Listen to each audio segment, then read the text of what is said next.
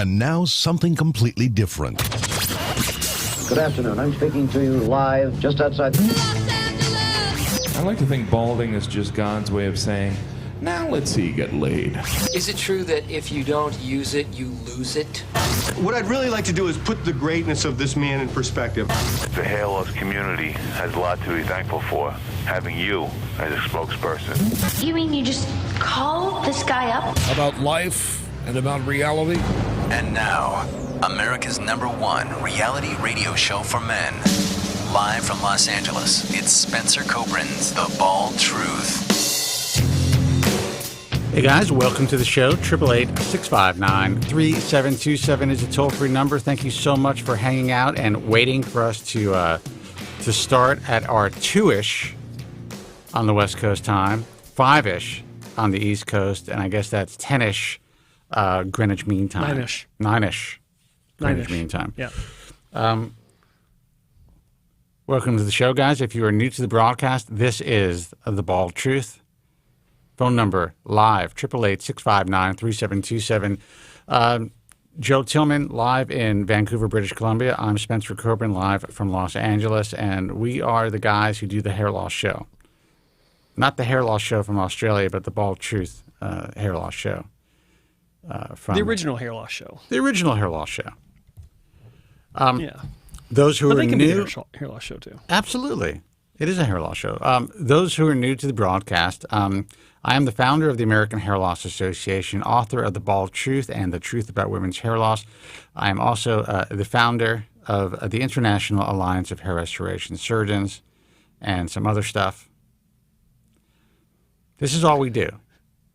This is what I do. I've been doing this. I've been in this gig for 23 years, actually longer if you consider the time on tissue, so to speak, in the field, researching this cesspool of an industry, researching for my book as well, and then continuing on for the next 23 years on the air in some form or another and in the trenches. Joe Tillman has been in the industry for about 2 decades himself, lifelong hair loss sufferer, essentially, who got screwed by this industry, ended up finding a way to kind of see the light at the end of the tunnel. And now he spends his time telling the world about his experiences and helping to safely navigate them through this $4-point-something billion a year hair loss industry, which is ridiculous. If I see one more influencer bopping around in a fucking laser helmet, I'm going to go postal. That's all I'm saying. How many new kinds of laser devices can there be? Like, if it goes on your head, it's like, how can you be original with that now? If I see one more fucking ad on one of my feeds from somebody who may or may not have had a hair transplant, may or may not be wearing a wig, may or may not, just trying to get names and followers, something not good is going to happen.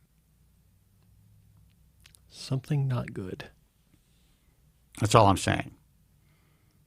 Just had my annual checkup in case you guys are concerned. Ah.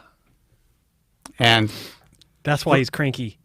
No, and for actually, no, I enjoyed it. I mean, I got that 30-second finger probe, which is always fun. But just for all you guys who are concerned about being on medication to treat your hair loss for decades, which I have been for about 30 years, just to let you know, everything is great.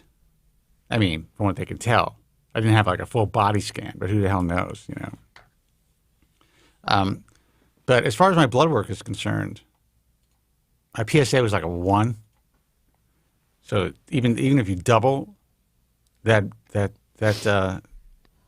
number, that's still kind of even well below what anyone would be concerned about.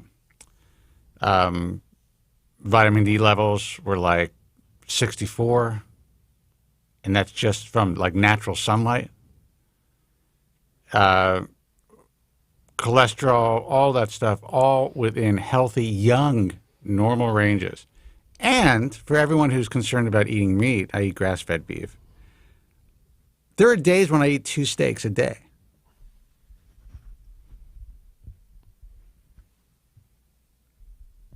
Ain't nothing wrong with eating meat.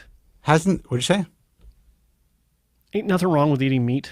Well, the world has been concerned about saturated fat forever. So all I can say is, look, I can die of some shit tomorrow. I got some problem with my tongue. Who knows? I can come on the program, won't be able to speak. I have no clue. Mm-hmm. But at least for everyone who's concerned about their blood work, everyone who's concerned about being on this drug for a long period of time, I happen to take finasteride, 5 milligram dose of Proscar about twice a week, twice every 10 days. At least for me in my life, things have been checking out pretty good. That's all. That's all I have prepared. Well, I have been eating nothing but meat for the past 3 weeks. I've lost 8 pounds now. Wow. And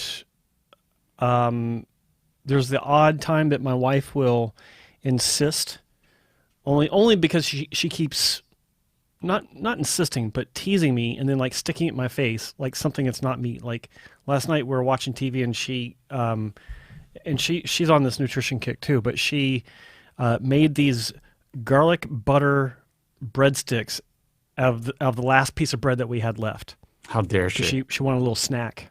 Yeah. And she kept putting it in front of my face. So I had 2 of those. So that's the kind of interruption to my routine that I get every once in a while. I've had maybe 2 glasses of wine in the past 3 weeks. And I'm going to have my own blood work done next Wednesday. So we'll see how that turns out. But I'm interested to see. I'm going through that zero carb mental lull right now, where I'm mentally tired.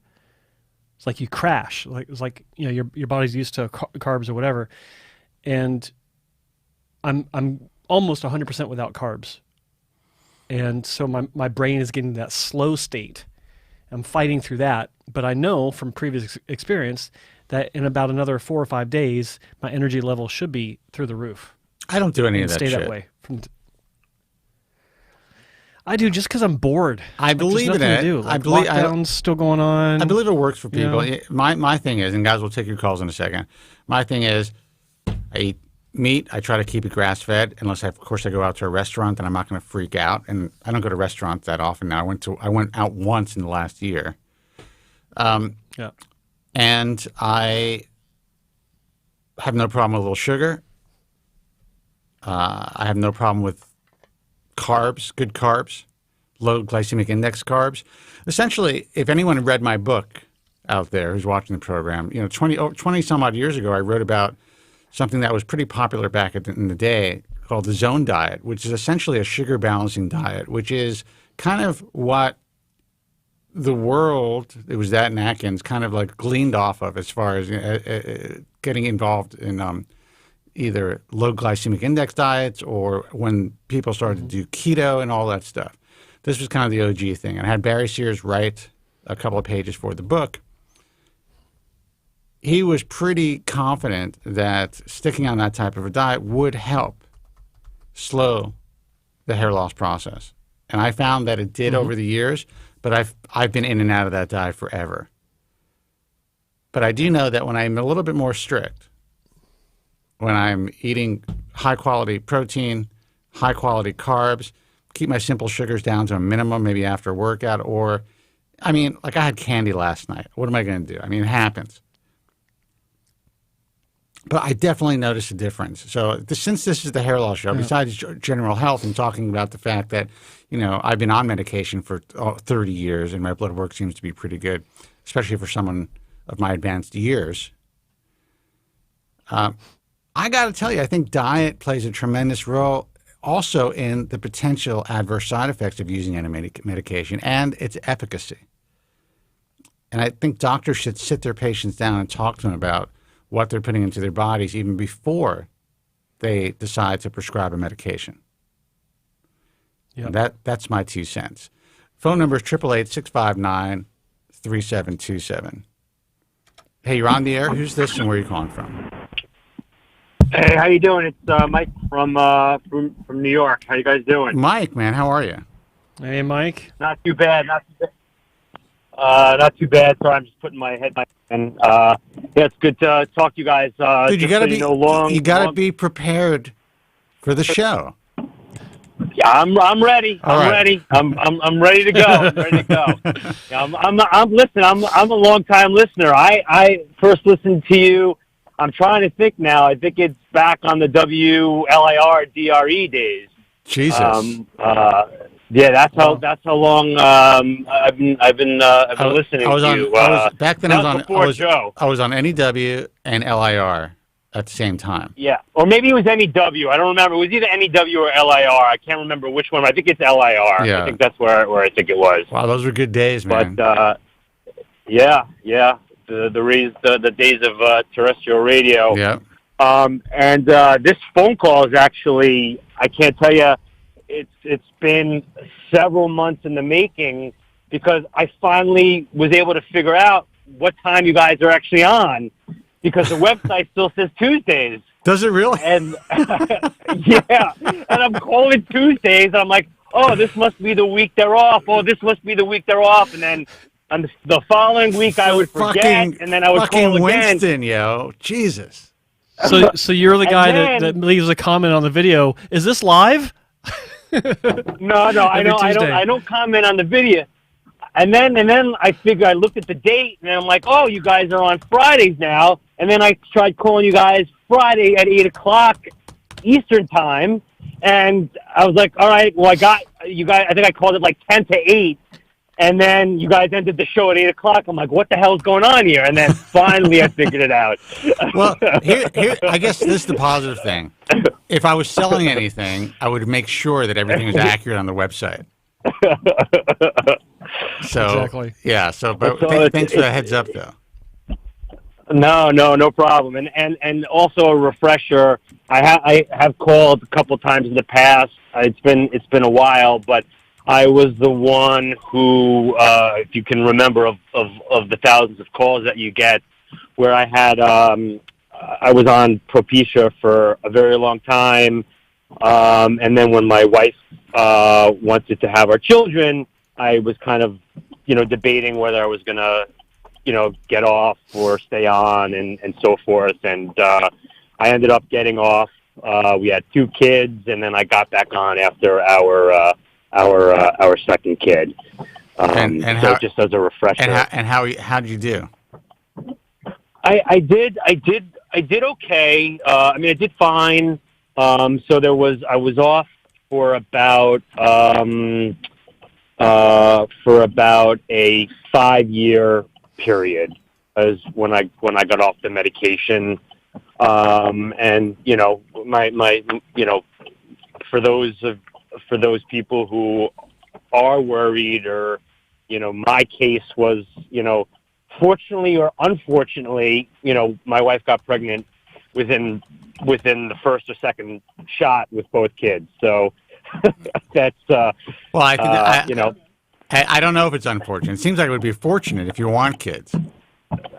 If you want, yeah, correct, yeah. Well, it depends on how you look at it. Maybe a couple more months squeezed in there, Yeah. So what's up, man? But so so I'm actually at a point now where either I am just hit a point where I am just losing a lot of hair, right? I'm now I can't really tell if I don't really know what's happening. I don't know if it's pandemic related. I don't know if you guys have talked about that at all. Did you have COVID? No, didn't have COVID. Thank God. But I've been stuck at home for working from home for the last year.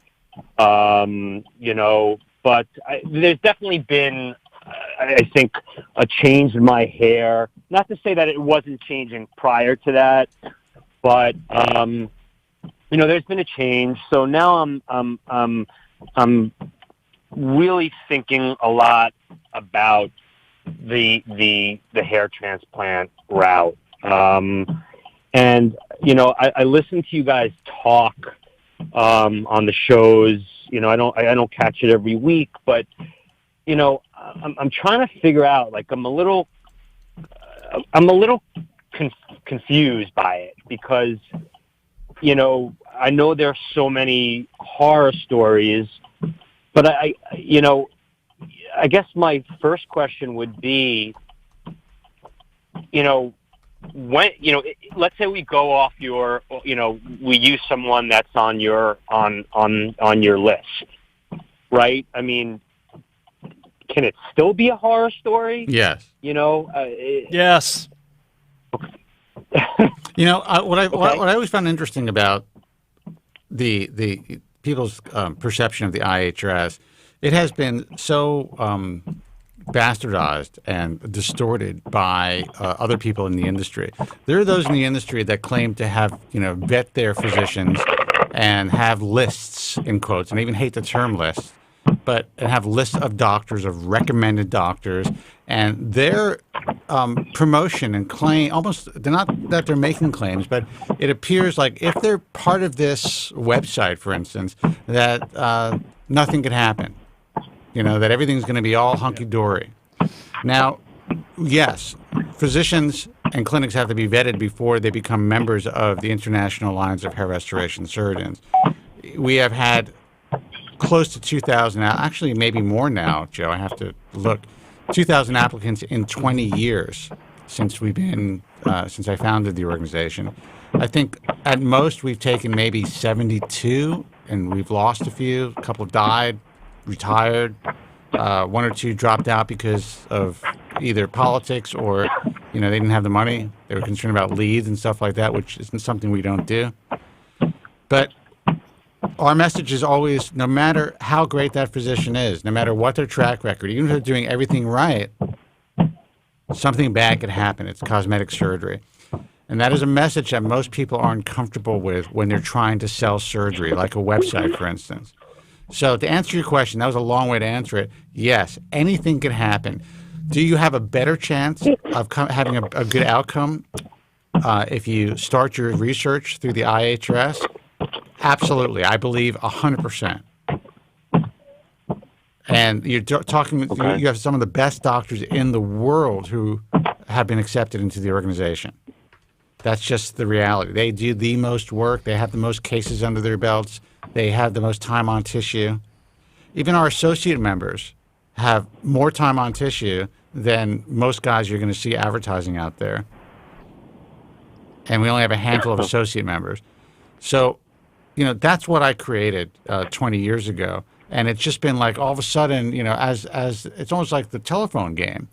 People are like, oh, well, not everybody in the IHRS. I had a bad result from somebody on the IHRS. Yeah, because that shit happens. There's a certain percentage of everybody who goes to any doctor that has a bad outcome every year. It could be 1%. It could be 2%. It could be 3%. You just don't want to be one of those people. And what do you do? I guess, is there... So obviously we start with the IHS list, and then, what do you recommend that we do? Because my thought is I forget the terminology, right? I don't want. If I'm going to do it, I think I wouldn't do it with where they they cut your, I forgot what the acronym is. Strip. Yeah, the strip, right? I'd prefer. I guess I'd prefer, whether it's right or wrong, to go the FUE route, just because I don't want to cut my scalp. But does that mean, I guess the question is, what do we do on our end? So, we look at your list. What can we do on our end to make sure that we're doing the right things? I'll let Joe touch on this, but or answer the question. But let me touch on it.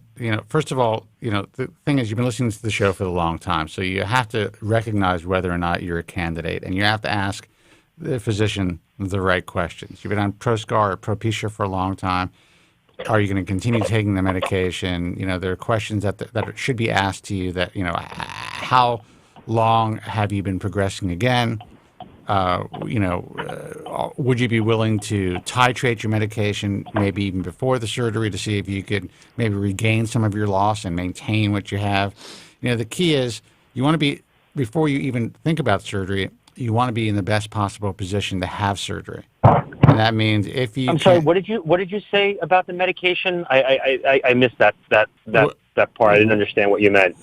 Most physicians would talk to you about considering titrating your medication, essentially figuring out a dosage, maybe even upping your dosage that might help you either regain some of what you lost or maintain hair that you have so that you slow down further loss. Got it. Okay. And the key is you want to have the best possible environment. Go ahead, Joe. I was going to say, I think also you should investigate other avenues before surgery. Talk to all these doctors that you're going to find online, and talk to them about alternatives, or not alternatives, but adjuncts to finasteride, like oral minoxidil, PRP, even some sort of laser device, just to make sure that you've done everything possible aside from surgery to try and arrest and or reverse your hair loss to the point where you don't need to have surgery. Surgery is the last resort. So that's the first thing that you need to keep in mind. You've been listening to the show for many, many years. That's the number one message that anyone that's been listening should take away from this show, is that surgery is the last resort. Don't just take finasteride and say, okay, now I'm ready for surgery. Try everything else first. And don't try it all at once, because if your hair starts getting better, you don't know what's working. You got to take it slow. Got it.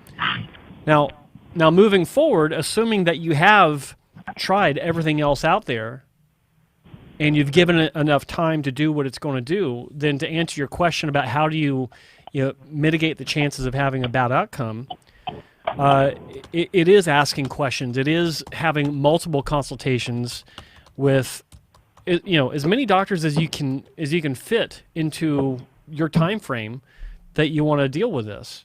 So if it's over the next 2-3 years you want to do your research, then have a consultation with as many doctors as possible. Travel if you can to see these doctors, and get to know more about these clinics other than, oh, they got a great consultation form. Like, do some research on these clinics. When I work with clinics, I spend weeks, sometimes months, learning about how they operate their clinic and learning about things that you don't see on their website. And it's all like the latest doctor just brought on, Dr. Yeager down in Dallas, Texas. I spent 6 weeks working with him, talking to him, learning stuff about his clinic behind the scenes. I've been working with 2 clinics for a year, trying to figure out, the best way to, not the best way, but trying to figure out about their clinic and actually helping them to improve the presentation skills so I can see what's going on with their actual results. Like there's a clinic out there right now that's getting a lot of attention, and I'm looking at their photos. Like I'm actually in discussion with the clinic, but I've been looking at their photos for well over a year, telling them, you need to get a new camera. You need to get lights. You need to have nice, crisp, high-resolution, detailed photos so that I can zoom in and see individual hairs sticking out of the skin. Like with going back to Dr. Yeager, that guy delivered. Like he's already got a nice photo set up to where there's no guesswork with what I'm looking at. Whereas this other clinic that I've been talking to, I look at their photos, it's like on Instagram. And Instagram is just horrible for photos. Like if you want something with detail, you don't go to Instagram. The compression that they use on that, and just with the lack of understanding of how most people take their photos, it's horrible. It's like there's Vaseline on the lens. It's always smeared and just no detail. So you need to have a high level of expectations as far as the information that you get, and be critical. Like, look for flaws, and talk to them about the flaws. Like, if you see some hairlines that you're not crazy about from one clinic that you're interested in, talk to them about it. Say, hey, you know what? I was noticing that the shape on this hairline. I don't know if this is natural or not. Can you explain why it is? And let them give you an education. Like, educate yourself, but educate or let them educate you about how they do things. And take your time. Okay. And keep in mind that even with all that research, you may not turn out with a great result. It may be great growth, but you may not be happy with the way that it looks for some reason. You may have been expecting something with higher density, even though every graft grew and everything that they said would happen happened. You may not be happy with one of the side effects of transplant surgery. Like, maybe you've got medium brown hair and the hair that was transplanted came in dark brown and it looks weird. I've seen that happen. Like, there are all kinds of little things that can happen that would make you less than 100% satisfied with the outcome. So what I recommend you do is, when you get a chance to go on YouTube, go to my channel and find the playlist Hair Transplant Class and look at Hair Transplant Class number 1. It's titled Do Not Have a Hair Transplant. Watch that video beginning to end, and that'll kind of break it down for you about why guarantees of growth, guarantees of outcome, guarantees of results, and guarantees of satisfaction are not something you can rely on. You got to think about the downsides. What if it doesn't work out? What if it doesn't grow well? What if I don't like the way it looks? Are you prepared to deal with that? Because if you're not, then don't risk it.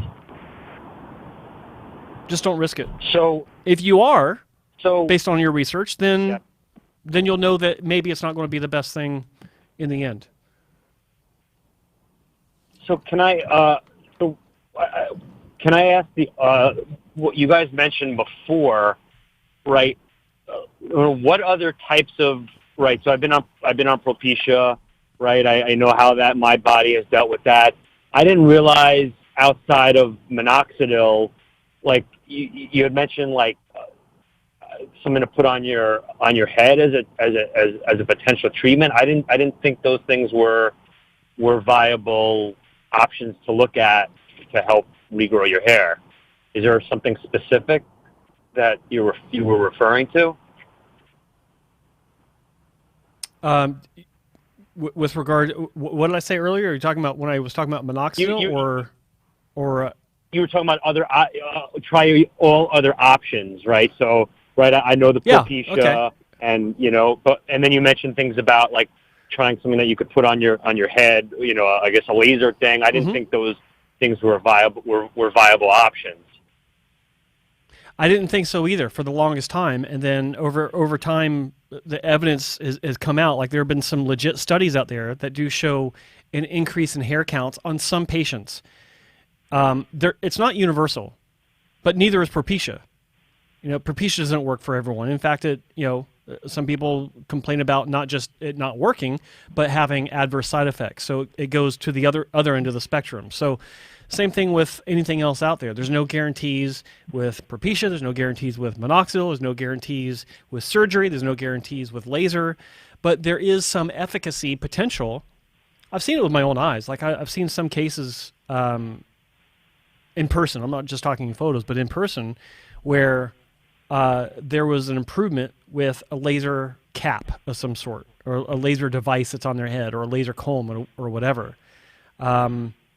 I've seen results with a lot of great results with plasma-rich therapy treatments, PRP, platelet-rich plasma therapy. Yeah, PRP treatments, oral Minoxidil, which is a pill. It's called Lonitin. That's making a comeback. Like, it was being used in some clinics years ago, but there's a resurgence in its popularity among a lot of hair transplant doctors, and there's a reason for it. It seems to be more effective as an oral medication than it does as a topical. Got it. So all these things can help, and take them one by one. Like if you're taking Propecia now, maybe consider some sort of oral minoxidil, adding that to the mix, and try that for 6 to 8 months, or a year, or whatever. If that works, or if it doesn't work, then you can consider adding something else, like trying a PRP treatment with a clinic that has demonstrable, some people say, results on their website, and that you can talk about, where they say, we've been doing this for a number of years and we're seeing good results with it. You got to take it slow. Okay. Got it. Great. And I have one more, because I don't want to take too much time. I have one other quick question for you. Sure. So the way I have to, the way I have to comb my hair now, unfortunately, because I've lost some, I have to keep certain parts of my hair longer. And what's happened is, because I'm keeping certain parts of my hair longer, I'm showing a lot more gray, because it's filling out, versus cutting it short the way I kind of used to do. So the strands are like longer.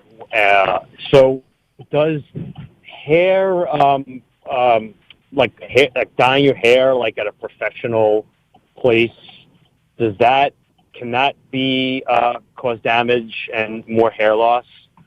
Are you guys familiar with that at all? I mean, listen, it's a chemical process. So the bottom line is, if you have a reaction, you could have more hair loss. You could have, dermatological inflammatory issues. I mean, there's all types of issues.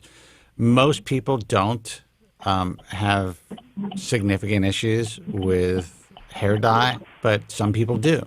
So, I mean, you can lose more hair from it, but in general, just dyeing your hair is not going to make you lose your hair. Okay. Well, all right. Well, you guys were as always really, really helpful. I appreciate the time spent, and I'll check in with you guys. Yeah, man. Just move through this. Like Joe said, just take your time. There's no rush. Okay. All right, man. All right. All right. Well, awesome. Thanks again, as always. All right, check Appreciate in. All right, good luck. All right, take care. Bye-bye. Bye-bye. Thanks for calling. 888-659-3727 is the toll-free number. Let's see who this is. Hey, you're on the air. Who's this, and where are you calling from? All right, we lost you. Guys, we have lines open, 888-659-3727. If you want to call in, we are here to talk. Again, that's 888-659-3727. All right, let's see. Hey, you're on the air. Who's this, and where are you calling from? It's Morty from Brooklyn. Morty, what's happening, man? Not much, man. How you doing? How are you? Yeah, it's been a few minutes, hasn't it, then? What's going on, man? I'm doing good, guys. Well, I know. It's just been dealing with family issues. Mom is actually staying with my aunt, her sister, for the weekend, so I'm having a slight respite. So I figured I'd give you guys a call and catch up. How old is your mother now? She is 84. She's going to be 85 in December. Yeah, that shit's starting to go down, man. Okay. Oh, yeah, it is what it is, man. I mean, look, her mom passed away at 64. So, wow. This is it's an amazing, the fact that she's been able to keep it together for as long as she has, it's a good thing. Cool, guys. Yeah, man. So just calling to, once again say hi and thank you guys for this wonderful show, which has both been entertaining and informative to me and has guided me on what been a very serpentine hair journey. And I'm thankful for you guys, just to put that out there and let you guys know. Yeah, but you're still thinking about having a fucking transplant, though. I mean, you could listen to every show, you can call into every other show, you can go to have every treatment and therapy, and you're still considering a transplant after everything you know. Well, this is true, but the one thing I can tell you is that the surgeon I'm considering is a member of the IHRS and is also a member of the Hair Transplant Mentor the Hair Transplanter list. He's a pioneer in hair transplant surgery, and he's a genuinely nice guy.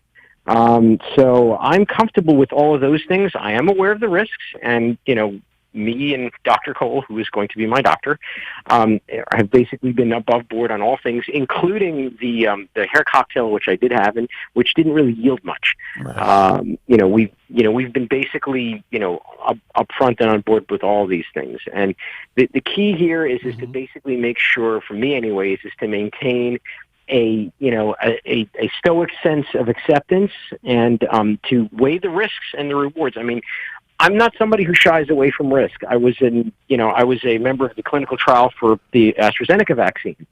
So for me, if there's a benefit but there's a risk, I will weigh them and be okay with the consequences. Right. For me, and that's kind of how I'm looking at this. But since you brought it up, I do have some questions, which I figured I'd ask. So this question is with regard to the approach. It has to do with how many procedures and how far apart they'd be spaced. So Dr. Cole had proposed doing a series of smaller surgeries, and I think he wants to do this because his colleague he's training up is going to be on those, and plus he wants to make sure that he doesn't have all-day procedures. I think the way he's trying to do it is he wants to do it out of the clinic that he's establishing here in New York City, and he's probably going to be doing it on short stints here from Georgia. So they're basically going to be small procedures. So he's thinking about 500 grafts at a clip. So what is he doing? He's going to be bringing his staff from Georgia, or is he using somebody else's staff? Well, ask. Well, I'm going to. When we get closer, I mean, it's at least 2 months out. He's got to finish building out the office and stuff. So when we get a little bit closer, I'm going to ask the details. Yes. Okay. All right. Good point. I will do that. I will ask him who he's going to be bringing. I know for a fact that at least one of the people that is going to be assisting is going to be new, because he's the guy I think that he's training up for New York. So that much is something that I'm pretty clear on. As a matter of fact, I talked to the guy. His name's Dr. Charles Ellis, I think is his last name. He's definitely a newbie, but and I'm Cole, and Cole swears up and down that he's going to be the guy doing the work. So this other guy's going to be assisting, and he's an MD. Anybody else? I don't know. I have to ask, and I will. Yeah, well, ask. And see how much he's going to be assisting in your particular case. Okay. And also find out. Okay, if he's assisting on my case, is he extracting? Is he placing? What is he doing? Okay. How much? Good how much time on tissue does he have extracting? If he is extracting. Or is it a situation where it's like, okay, Johnny, come on in, you give it a try. You don't want that shit, man. No, you know what, man? You're absolutely right, and I'm glad to hear it from you guys because I trust you guys more than anyone. Look, I will be very pointed you on watched, that, so. You watched my Instagram Live with Dr. What's his name? Dr. Gary. Linkoff? Yeah, Gary Linkoff. I mean, he was very... By the way, Joe, you did a fantastic on that one, too. Just wanted to say. Yeah, Joe's great. Caught him at the end, too. Thank you. But I'm sorry? He said you caught him at the end. The situation is you that... You did. You caught him at the end with the whole, with the whole business of, like, not, of being willing to do, a surgery. He basically answered with, oh, I can get away with doing something small if he's not under anesthesia. And you're like, well, you do not want to be approaching a procedure with what you can get away with. You want to be approaching a procedure with what is the best conditions I can be in order to get the procedure done right. And you said that, and I don't know if it went over his head, but it definitely didn't go over mine.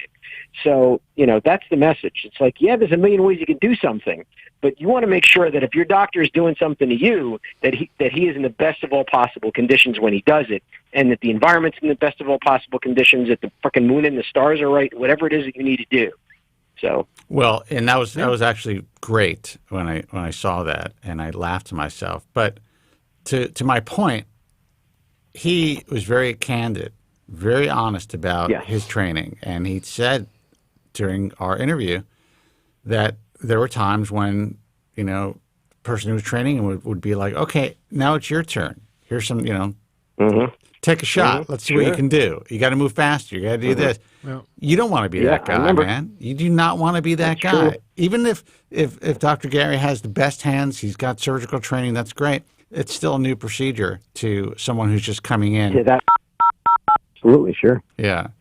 So, all right. yeah. Well, you know what? I'll make it clear. I'll make it very clear to John. I'll be like, John, I don't want your hands on my head. Yeah, I don't want anybody. You both trust. I don't want anybody training on my scalp. I don't care if you think this guy is, has hands of, from God.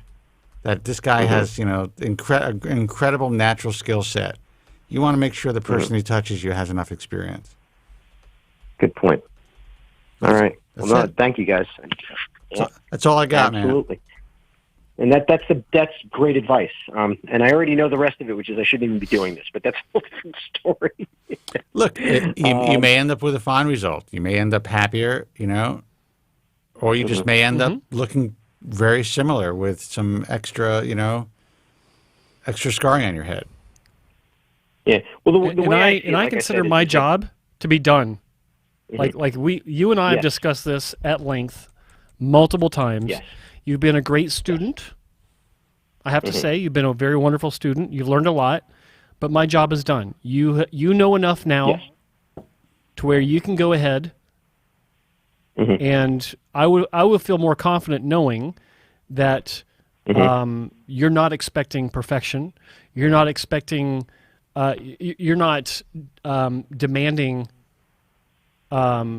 perfection for results, aesthetics, growth rates, anything like that. You're hoping for it. If it doesn't work out 100%, I also feel confident that you'll be in a position where you're like, I gave it my best shot. Yeah, I think that's you hit the nail on the head. And that actually, I'm glad you said that because that leads into the question about the approach, which is that he wants to do multiple small procedures that are spaced apart. And I was thinking about it. One of the things that I could think about it is a lot of it's going to depend on what the goals of each of these small procedures are, because you don't want to be in a situation where you're adding hair in a strange place only to have it filled in later. And it also, having said that, if we do this right, and after the first or second procedures, I don't like where this is going, I can stop and only have lost maybe 500, maybe 1,000 hairs. What do you guys think of that thought process? Is it flawed? Is it? Joe?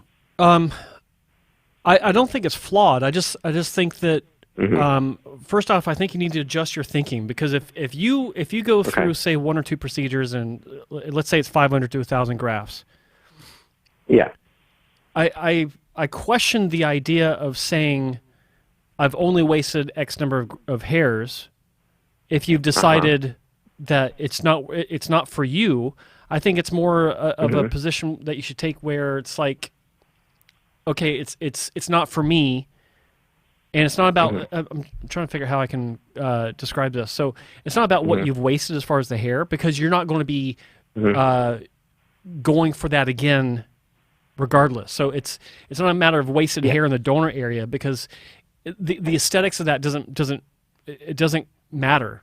Like your donor area most likely will not look any different unless you, of course, shave down to the skin.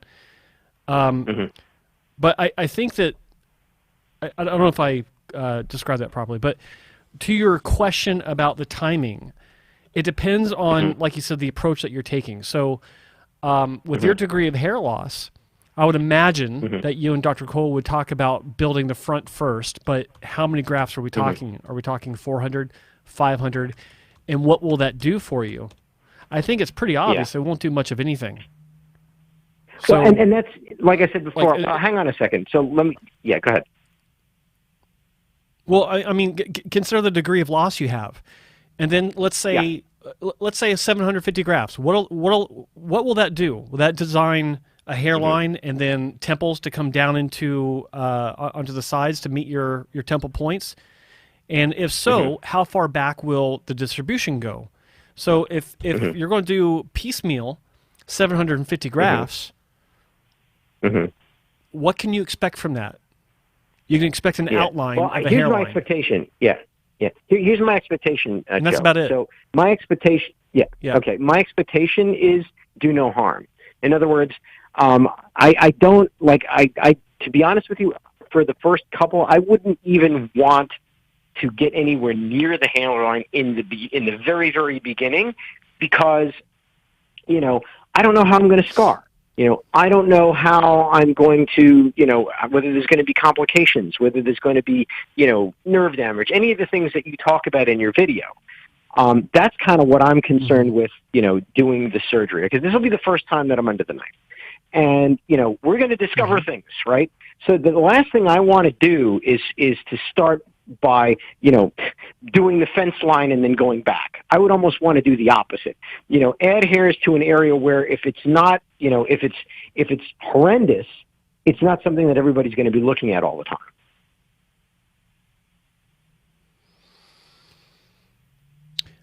But you're talking, okay, so, but the question becomes, from the well, back how much hair do you, as opposed to forward back? But where do you put it? What do you mean the back forward? Like starting in the crown? No, not all the way. Mid-scalp? Well, maybe, you know, yeah, mid-scalp, basically. And then just, you know, but to do what? Like if you're talking 400 or 500 grafts piecemealing it, like what are you hoping to achieve with that? So what I'm hoping to achieve with that understand what I'm saying? To basically, no, I do, and I'm going to answer it. So I'm hoping to achieve reversing the process through which I lost my hair, because the way my hair got lost is that it first got lost from the temple, then the island got isolated, then the island thinned, and the mid-scalp thinned. So if we did it in reverse, at any point I would stop, I would look like somebody who basically had lost up to that point. It wouldn't look unnatural. If you build up the frontal hairline first, you know, and you've done a piecemeal, and it's you know, there's something about it where I'd like to stop, it would look strange. That's what I want to avoid. But how do you know it wouldn't look strange from the mid-scalp forward? Well, because nobody looks at the top of your head, generally speaking. Well, I understand what you're saying. I don't agree with it, and the reason for that is how much hair are you going to be utilizing for the mid scalp first before you get to the hairline, where you need on average 2 to 3 times, if not more, hair to make it look acceptable, because the density always needs to be higher in the front. Like you can get away with just a smattering of hair, just really low density of hair in the mid scalp, but you can't get away with that in the front. I'm not saying you have to go crazy on density to have, you know, a decent result, but what I'm saying is, I don't know if that's smattering. What do you? Yeah. That's I don't know if it's an efficient use of your very limited donor area to start with the back. Gotcha. Okay. No, I mean it's a fair point. I guess my only question then would become is, what is a smattering? A smattering is what? 100 hairs, 500 hairs. I mean, well, 100. Yeah, it could be. Like grafts, yeah. if you do 500 grafts in the mid scalp, the difference that you will see is it's like when people ask me about body hair transplants. You want to know what body hair transplants look like when you transplant body hair to your head? It looks like you have body hair transplanted to your head. If you have 500 grafts transplanted to your scalp, it looks like you got about 500 hairs on your scalp, which isn't much. Like it doesn't do anything. It's like the density of a dandelion on your head. Which the best thing it will show you, is that the hair grew. That's it. Yeah. Oh, will it make an aesthetic difference? You know, no. I don't imagine it would. And that's what that's what I'm going for here. Is what I'm saying is do no harm, right? Since we're talking about small procedures. You don't want to, you're not going to have much of an aesthetic impact, with, like I said, first procedure is 500 grafts, right? We know that that's not going to have much of an aesthetic impact. I'm okay with that. The question becomes is you don't want to have a negative aesthetic impact with 500 grafts either. You don't want to do something stupid with it, is what I'm trying to say. Okay. Does that make any sense? All right. Yeah. I'm just gonna take a backseat to all this. It does. Okay. Here's the thing. It's possible that if you go backwards, that you're going to have a little bit of a fuller look. You know, mid-anterior scalp will be filled in a little bit, and you're going to kind of and with the next one, we start working our way forward, and exactly. Right. But it's also possible that you're going to think to yourself, wait a second, man. What if I would have used these grafts to create something that's going to be more aesthetically significant for me? That's always a possibility. You know, he can go in and end up getting 1,000 grafts total and say, you know what, I thought you had more to work with. This is where we're going to have to stop. Or 1,500 grafts total. That's what I was working towards. Yeah, this is where we're going to have to stop. No, that's a good. Yeah, it's definitely something to think about. Well, then the answer to that, then Spencer is well, I've shot my load. Can't really take it back. Yeah. Yeah, as long as you know that's a possibility, and everything is done in a way that you're healing well. If you see that the grafts and the hair are growing well and in the right direction, if it's making some sort of an impact in your overall sense of, okay, you know, this is worth my time, my effort, and my money, and the waiting game and all that stuff, then then you win. And you just that's kind of what I was thinking. Yeah, you just have to be prepared. You just have to be prepared. You have to be prepared not to have enough supply to meet the overall demand. Yeah, I think that's been a risk from the very beginning. Honestly, you know, to me, the key here is not to look like a freak. You know, and right now I don't look like a freak. I look like somebody who's well, lost their hair. That's your opinion. You know. I'm just kidding. You left it out there, just hanging for me to take. You know, hey, you know, we need. It was getting Morty. a little too serious. It's good. Morty, I just want to say this: in all my years of dealing with patients, I have never once seen someone start from the mid-scalp or the vertex and work their way forward. I've never seen it. I've had it asked of me. I've had people say, "Well, can we do this? Can we do that?" And in my opinion, I think that if you're going to do this, you want to do something that you're going to see a benefit from right out of the gate. And you're dealing with a doctor that knows how to make a fucking hairline. Like there's no he's one of the best. Yep. And I think that if you reversed your thinking, I'm not saying go for big sessions, but I'm saying start with a low density framing of your face that's high, age appropriate, and appropriate for your donor supply. Start with that. Because you can still do the same. Like if you decide that you want to stop, you can still stop, and those that work that's been done, just shave it down, and no one will know the difference. You're not going to have like these giant pit scars and the horror stories that you see. You'll have some disruptions in your skin no matter where the placement is, but it's you can't expect, regardless of where the procedure is done, for there to be zero visible impact from having several hundred little holes punched in your head. You mitigate that by having it at a lower density and spread out. But I don't want you to be in a position where you start in the back or the mid-scalp and then you're like, okay, that's great. Well, let's go ahead and get to the front. And then it's like, ooh, not quite as much donor hair as we thought. Can't do it. Like, I'd hate to see you in that position. Well, just something to think about. It's definitely something to think about. I guess what I don't want is I don't want to end up with a half-built hairline. Is basically what I don't want. You know, that's my fear. I can understand that too. I completely get Morty's concerns, and I don't do, necessarily. But then I want to ask him to look online and find a single case where it was built up from the back, just one. No, you know what? I can definitely look, and you're right. You know, it's the old story of you don't want to necessarily go where no one's gone. You want to go on the beaten path. I get it. Like I said, if it were like a 2,000 or 2,500 graft session where, you basically, you build the hairline and you build up, the first third in one go, then I know at least what to expect because that's what I've seen everywhere. But this is different because it's $500 in a pop, and that's what concerns me. So, yeah, yeah. Well, I mean, I think another thing to consider is maybe talk to them about building up those parietal humps a little bit. That would be one way to go if you don't want to do the hairline. Just things like that. That would be an alternative that you might be happy with. That might work out in your favor. Okay. All right. All right.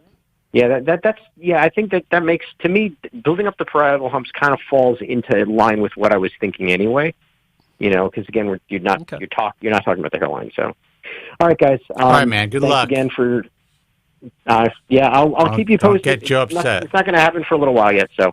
All right, just don't get Joe upset. Good luck, Morty. Keep us updated. Thank you for your help. And yes, you are no longer responsible for what happens now. Okay, Joe, don't worry. That's good to know. Thanks, buddy. All right, man. Take it easy. Take it easy. Take care. Bye. Bye. Bye. Phone number is 888-659-3727. Let's see who this is. Hey, you're on the air. Who's this, and where are you calling from? It's Curtis in Virginia. Curtis. The update. Hello, Curtis. Yeah, I just sent Joe a picture. Remember, Spencer? I said it was your job to look at my picture a month ago. Yeah, that's right. Yeah, so this is I'm 58. My backstory. I've had like 7. This is my. I've lived with this guy forever, my whole life. It's just been, and so this is my repair with Dr. Lindsay. This is 18 weeks. Are you talking with your mask on, man? No. It sounds all muffled. Hold on. Is that better? Speak. Go ahead. Hold on. Is that better? Hold on. Is that better? Yes, that's better. Okay. So I'm sending you the 18-week update picture of the repair. I sent it to Joe a little while ago. All right. So you guys, let's see if Joe can find it. And let's see, indeed. Let's see, downloads. Keep talking. Yeah, so this is 18 weeks. I sent you 12 weeks, and it was looking good. And I think, for the first time, I'm cautiously optimistic that maybe it's going to work. That's a weird thought. I know it's weird to get my hands around that thought. All right. When you've had years and years, 35 years of disappointment. No, it's not perfect. All right, so describe the situation. Looks good. It looks pretty good to me. It's a repair, especially in the hairline area. Soften it up. His goal was to make me look unremarkable, he said. And you had this done with, you said Lindsay? Dr. Lindsay. Yeah, he did a good job. I mean, hold on for a second. Let me take off the lower third here for a sec. I mean, it's 18 weeks. So hopefully he said it's only like 30% grown. Yeah, I mean, I think it's going to have a really natural appearance, man. You still have some redness, obviously, but you have, it's corrective surgery. It's only 18 weeks out. Yeah, and you can see in the front where the hairs are coming in the front a little, and in between the other hairs, and I think it's kind of looking not bad. It's actually looking very good.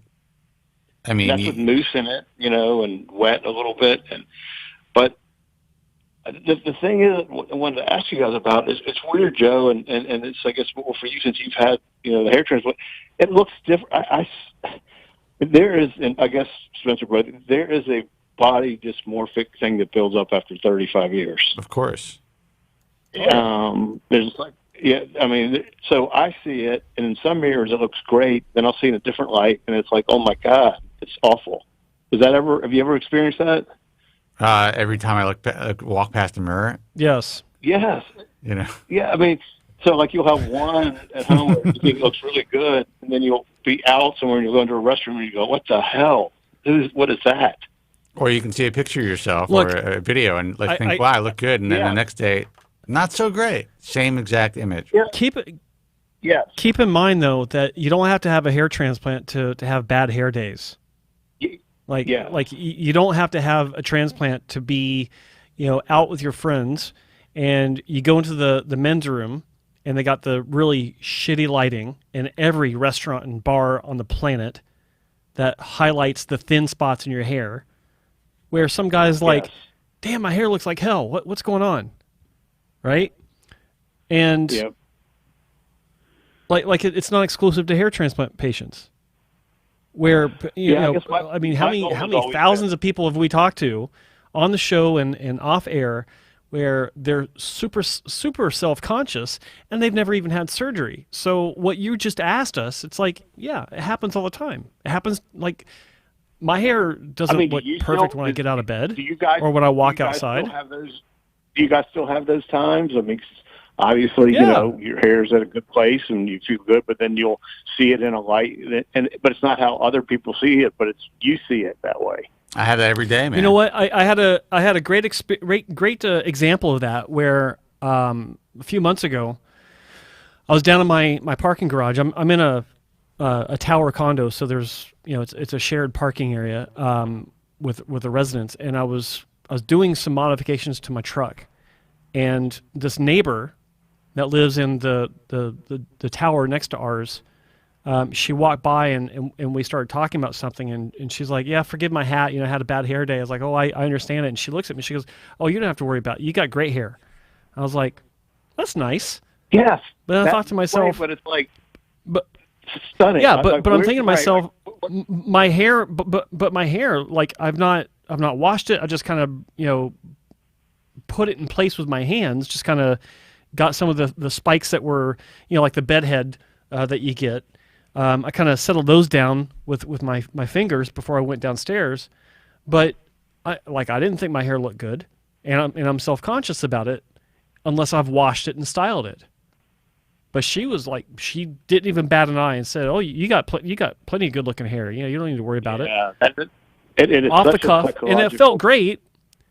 But at the same time, I'm still self-conscious about it, just like every person on the planet that has even remotely thinning hair. Yeah. See, so that's what I'm dealing with, this kind of weird emotion of, could it actually be in? Could it actually get success? When I know you guys know what I'm talking about. When you've had so much failure in something and lived with it. I can relate to that. Yeah. It's like almost, where did this go? Can this really be happening? Well, I'll tell you one thing I can tell you about your own situation is you've had such a long negative experience with hair surgery. It becomes almost like a crutch. Like you're used to the pain. You're used to it's one of the few things in your life that has been 100% unwaveringly reliable. It's there. Yes, you just verbalized what I'm trying to get at with this call. There's success, but there's this weird mental thing going on that not really, and it's not good. It doesn't really look good. I'm fooling myself, and it's all back to what you just said. Don't kid yourself. Yeah. You're not going to get out of this. Stop kidding yourself. Well, it's not going to work. Well, go ahead, Joe. Well, I was going to say the reason why I can relate to that is because, and I've told this story before, when I was driving to go see Dr. Wong for my very first repair, this is like I'd never met the man before. I had my consultation. This was when I was living in Seattle, and I drove up to the clinic. I had to pull over. Once I got across the border, I had to pull my truck over because I started shaking, and I started tearing up because I was about to let go of this crutch that I had in my life for the past 10 years. That is 100%. God, I can relate to what you're saying right now. It's like this is no longer going to be a part of me. And I was excited by it, but at the same time, it was like a weight was being lifted off my shoulder with just the hope. I dared to hope that it was going to happen. And, you know, obviously the rest is history. But that's you get where you're afraid to that's hope. what it was. You get where you're afraid to hope. Yeah. And no, that's of course. Why, of course. Your show is so great for people because if they can not make these mistakes, I don't think people will realize, like the call you just had. Can I just give my opinion? Obviously, it doesn't matter to the guy, boy, or whatever. Of course. He's out of his freaking mind what he's describing. You know, I mean, he's just setting himself up for just hell, if you ask me, you know, what I heard. And I know you guys are being nice and trying to say, look, I mean, you got to, if you try, you got to go to a good doctor, trust them that they know what they're doing, and put your, you know, and that's what I did with Dr. Lindsay finally said, and putting this in your hands. I don't know. It's obviously, I've gone with what I think is best, and look what's happened. You know, I've gone with, oh, here's my opinion, do this, do that. You got to go to a really, really good doctor, and and if it's the right one, they know what to do. Well, here's the thing. He's definitely, the good news is he's seeing a very good doctor who has the skill set and the experience to make and help him make good decisions. He's not going to do anything, I don't believe, you know, you never know in life, but this guy's not going to do anything that I believe would harm Morty in any way. And he's not just going to be providing Morty with a service based on what Morty wants. He's going, you know, every doctor wants to try to do that, but if it's reasonable, he'll do it. If he thinks it's going to cause harm, he won't do it. Now, that still doesn't make Morty immune to the possibility of things not working out. But at least he's in good hands. He's not going with an unethical guy. Well, I think in general, not his case, but I think the hairline, like you guys are saying and Joe was saying, is so critical because that's the frames the face. I mean, you know, that's where you're looking at somebody straight on. And if that's appropriate, it makes life a lot better. That's true. You know, I mean, this is a guy who's been significantly bald for many, many years. And, you know, I think he's used to seeing what he looks like without that hairline. And he's had some regrowth from medication and different treatments. And I think, you know, part of me understands why he wants to go in this direction. And it doesn't necessarily I understand 100%. Yeah. He's afraid. But it also does not make sense to me. I mean, Joe has kind of like, I'm not saying he has hard and fast rules, but, you know, when it's outside of the normal box, it makes Joe nervous. It makes me nervous as well. But, you know, honestly, if I were Morty, I wouldn't do anything. I would probably go the system route if I really wanted hair. Start with a small system, just like he's starting with a small procedure, and he could build on that and see how he likes that. He can have a system created for his mid-interior scalp. I want to get back to me. Enough of him. This is my Fuck Morty. You know, I mean, I want to focus on me while I have a minute. So, you know, you can only be so, you know, whatever. Good luck and whatever. But so that picture, what I would used to do, Spencer, we used to talk about what I'd call. It would take me like an hour, you know, because I would use, you know, Dermamatch, hairspray, Topic, and I could get it to look fine. You just, you know, it was just every day. It's a lot of work, man. I got to dummy this shit up every day. Yeah, but at least it's consistent. I mean, it's not going to be. I mean, you've got it down where you know it looks good, and you got the system down. Where for now, mine was just a constant battle. Now, I mean, I get out of the shower, towel dry, I put some mousse in, and I'm done. And I can't believe it's light. I know people. Hopefully, people listening to the show will get it. That's life changing. I think people who listen to the show do get it. I think the problem is, you know, the younger guys who may be stumbling onto this. They're like, this old sucker got fucking conned years ago, and now, you know, this is why he's in the situation he's in. The truth is, these young kids can get the same shit. The same shit could happen to them. I got conned listen, young kids, I got conned 6 years ago. Yeah. I've got conned every 6 year. If this wasn't the first, it wasn't one. It was 7 years ago I had my last ripoff from a place in Virginia that doesn't even have a doctor. That the surgeon comes in and takes a strip and leaves, and then the nurse does the rest. That's usually the case. And it was just a doctor for hire. It wasn't even a doctor whose name was on the clinic. You know what I mean? It was just someone that they got to come in and do it. Mm-hmm. So that's but par for the course, actually. Yeah. So Joe, I guess the last couple of those is that I really can expect. If it's growing now, it will continue. This 30%. It could really grow a lot more. How many months are you out? 18 weeks. So 4, 8, 12, 16, 4.5 months. 4.5 months. Is that 30%? Maybe. I don't know. How soon did you start? When did you start growing? I'd say about 3 months. I started to notice. Okay, so average. Maybe a little bit sooner than average, but well, definitely you should have improvements coming. I can't say how much because you could have a growth spurt where half of it comes in or breaks ground in the next 2 months. And then it's just a gradual increase. If what I have just matures and thickens, I'll be happy. Anything else that makes sense. You're to the growth rate that Dr. Lindsay mentioned to you. Maybe, yeah, sure. Maybe it's 30%. Maybe it's 50%. Maybe it's 10%. I don't know. And I don't. It's hard for anyone to really say for sure when they look at someone's growth to say, "Oh yeah, that's only 30%." Really? Yeah. Okay. Well. Yeah.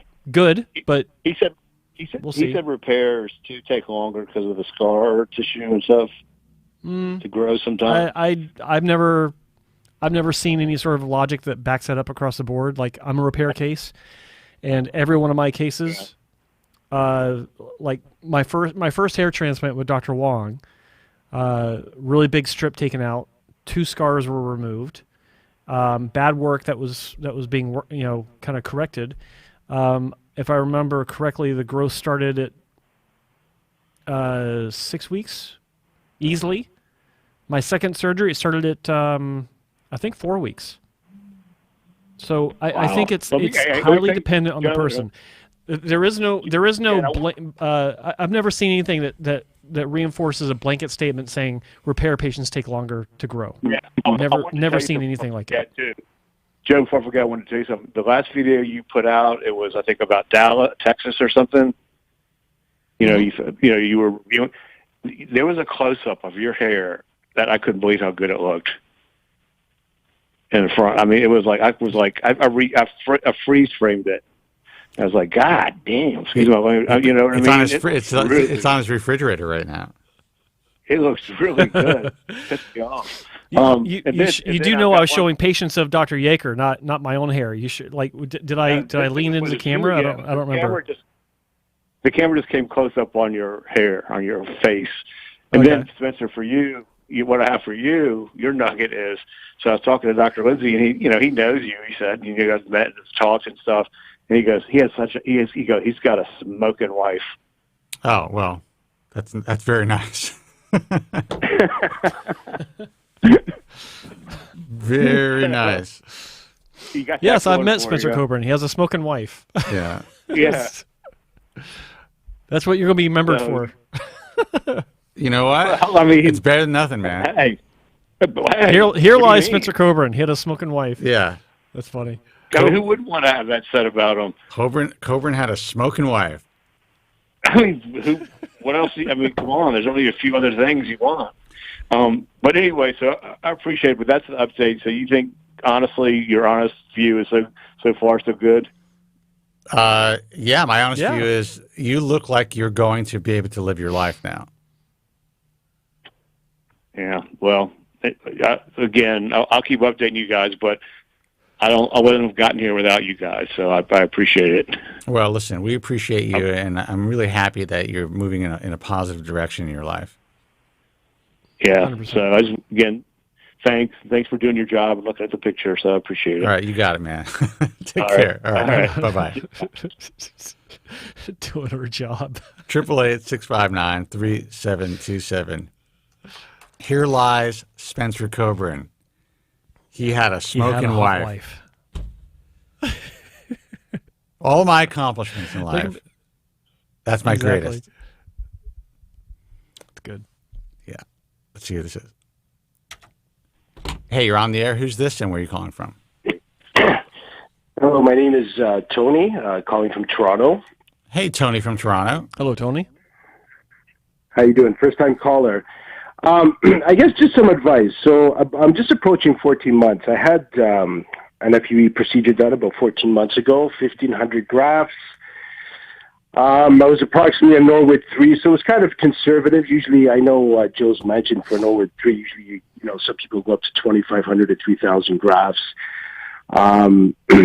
Pretty good overall in comparison to other people, 40 years old, pretty strong donor here. When I went to Rahal, I know they were telling me I had up to 10,000 grafts I could use for possible surgeries. So, I have that kind of Italian course here, which is generally good for FUE procedures.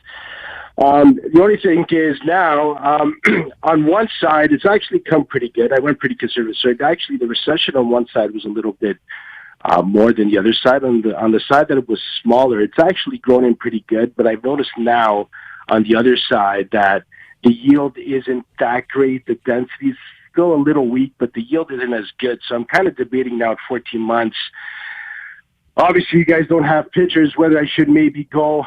I was debating maybe now. I didn't go to Rahal because one of the doctors I'd actually gone to had shown me some, whether it was true or not, a horror story that had come from there, kind of spooked me out. But I'm debating now at 14 months, especially now with everything being closed now, might be a good time, maybe going for a touch-up, maybe to add more density to the one side that didn't grow as good. So I'm debating at 14 whether I should still wait maybe, because some people say it does take a full 18 months. Which I have the patience for. It's not bad. The hairline is there. You can tell it. But when you're looking at light, you can still see the skin, and you can tell the yield isn't that great. Joe, did you freeze? Okay. No, I'm just. Yeah, it looks like it. No, I'm just trying. I'm processing what the caller said. So, where'd you go for the procedure? Local doctor. He's been old. He's an old guy. Larry Fremont. I don't know if that rings a bell with you at all. It does. Dr. Fremont? It does, actually. Yeah. Well, it does. Okay. Yeah. And he generally does strip procedures, and some of his results have been decent. He had another doctor. He did an FUE, which I think is not his prime procedure. Like I said, it's not a bad result. Just the yield on one side is a little on the weaker side, I would say. Well, let me ask you this: how do you know that it's a yield issue versus just they didn't place as dense as they did on the other side? That's a good question. I don't know. I don't know that. I don't know, actually. Yeah. I just asked that because it's like when people say, "Oh, low yield," it's like, well, how do you know? Like, how do you know how many were placed there? But I understand what you're saying, though. So your question is, should you wait in case there's more growth versus pulling the trigger sooner rather than later? Yeah? Yeah, but I could wait. It's not that I'm impatient. It's not that bad. I'm not. It's not like it's not a terrible result. The result, on the one side's okay, and the other one, the yield could be better, but the hairline's there. The reason I'm kind of debating now is because it's just the timing of the lockdown, right? So it'd be perfect. I'm working from home, so it would time out well, right? If I was working normally, let's say, if I was back at work, I would probably not do it now. I'd probably wait the time. You know what I mean? Then wait, period. Because here's the thing. Never let scheduling get in the way of your decision or influence your decision. When you're ready, you're ready. Don't be ready because the scheduling works out.